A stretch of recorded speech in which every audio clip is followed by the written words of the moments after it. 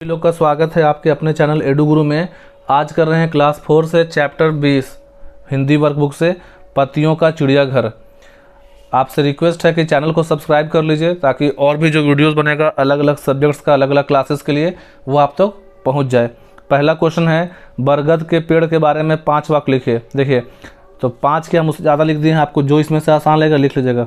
बरगद भारत का राष्ट्रीय वृक्ष है जो अपनी विशालता और लंबी उम्र के लिए जाना जाता है। इसकी टहनियों से लटकने वाली जड़ें, जिन्हें प्रॉप जड़ कहते हैं, हवा से निकलकर ज़मीन तक पहुंचती है और नए तने बन जाते हैं। बरगद का पेड़ पर्यावरण को शुद्ध करने में सहायक है और कई पक्षियों व जीवों का आश्रय प्रदान करता है। इसकी पत्तियों और छाल में कई औषधीय गुण होते हैं जिनका उपयोग पारंपरिक चिकित्सा में किया जाता है। भारत में इसे धार्मिक महत्व भी प्राप्त है और यह हिंदू धर्म में भगवान विष्णु का निवास स्थान माना जाता है, जिसके कारण कई शुभ कार्यों में इसका उपयोग होता है। सेकंड क्वेश्चन है, आपको भोजन कहाँ कहाँ से मिलता है? तो हमारा भोजन मुख्य रूप से 2 स्रोत से आता है, पौधे से और जानवर से। पौधे हमें फल, सब्जियां, अनाज और दालें प्रदान करते हैं, जबकि जानवर दूध, अंडे, मांस और प्रोटीन जैसे उत्पाद देते हैं। हम भोजन के लिए पौधों पर प्रत्यक्ष या अप्रत्यक्ष रूप से निर्भर रहते हैं क्योंकि वे प्रकाश संश्लेषण के माध्यम से स्वयं अपना भोजन बनाते हैं। थर्ड है, अंकों से शब्द बनाइए। जैसे 9 मतलब 9 होता है, चौ मतलब 4 के हिसाब से, तो 9 से हो गया नवरत्न, तो 4 से हो गया चौराहा, 3 से त्रिदेव, सप्त से ऋषि तो सप्त ऋषि, षष्ठ प्लस भुज षष्ठभुज और पंच प्लस आयत पंचायत। चौथा क्वेश्चन है, कोष्ठक से उपयुक्त विकल्प चुनकर रिक्त स्थानों में भरिए। बरगद के पेड़ से क्या लटकती है? जटाएं की पत्तियां, तो जटाएं लटकी हुई होती है। गरेड़िया क्या करता है? तो गरेड़िया भेड़ चराने का काम करता है, भेड़ चराने। थर्ड है, केचुआ कहाँ था? पेड़ पर नहीं, केचुआ जमीन के अंदर रहता है। घा में है, आम मीठा होता है और औला कैसा होता है? कसैला। औला खट्टा नहीं, क्या होगा? कसैला। और बरगद हमें शीतल छाया देता है। नारियल क्या देता है? नारियल फल देता है। 5वां, दिए गए गद्यांश में विराम चिन्हों का प्रयोग कीजिए। जैसे 40 करोड़ भाई बहन, यहाँ पे देंगे हम लोग विस्मयवाद चिन्ह आश्चर्य के लिए। ठीक ही तो कहते हैं बापू, फुल स्टॉप। जब तक इन सब के पास कुर्ते नहीं होंगे, कॉमा, वे कैसे पहनेंगे? क्वेश्चन मार्क देंगे। सबसे बड़े जो हैं, कॉमा, सबके बापू जो हैं, फुल स्टॉप। भोले बालक को समझ में आया कि सारा देश ही बापू का परिवार है।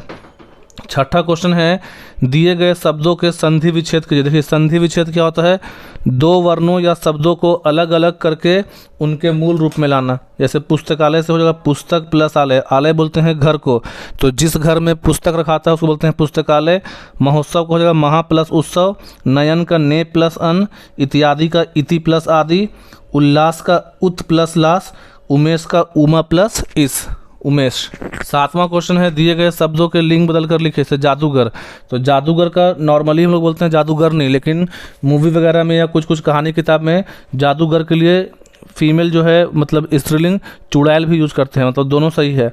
पत्ता का पत्ती, पत्नी का पति का पत्नी, श्रीमान का श्रीमती, डंडी का डंडा, चूहा का चूहिया। देखिए चूहिया इधर से लिखेंगे।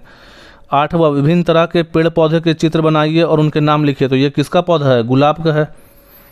सेकंड किसका है? आम हो जाएगा, तो गुलाब, आम। थर्ड आपका हो जाएगा केला और चौथा आपका है कमल। क्वेश्चन नंबर 9 है, 5 फलों के बारे में लिखिए जो देखने में छोटे होते हैं। तो अंगूर, स्ट्रॉबेरी, अंजीर, जामुन, आलू बुखारा और बेर। 10वां, बताइए कौन क्या खाता है? जैसे केचुआ, तो केचुआ मिट्टी में पाए जाने वाले मृत पौधों की पत्तियां, तने और खाद खाता है। चिड़िया बीज, कीड़े, फल, अनाज, मेवे आदि। इलिया बोलते हैं कैटरपिलर को, तो वो खाती है पत्तियां, तने, फूल, कलियां, फल आदि। गाय खाती है घास। फसल मतलब चारा फसल ही हो जाएगा। फसल जैसे कोई भी फसल खा सकते हैं, गेहूँ चावल वगैरह भी चारा फसल। भूसा, अनाज। आदमी क्या खाता है? तो फल, सब्जियां, अनाज, दालें, अंडे, मांस, मछली आदि। 11वां है, नागरिक शब्द नगर में इक लगाने से बना है। आप भी इक लगाकर नए शब्द बनाइए। जैसे नगर प्लस इक नागरिक, तो लास्ट में देखिए हम लोग इक जोड़ रहे हैं प्रत्यय।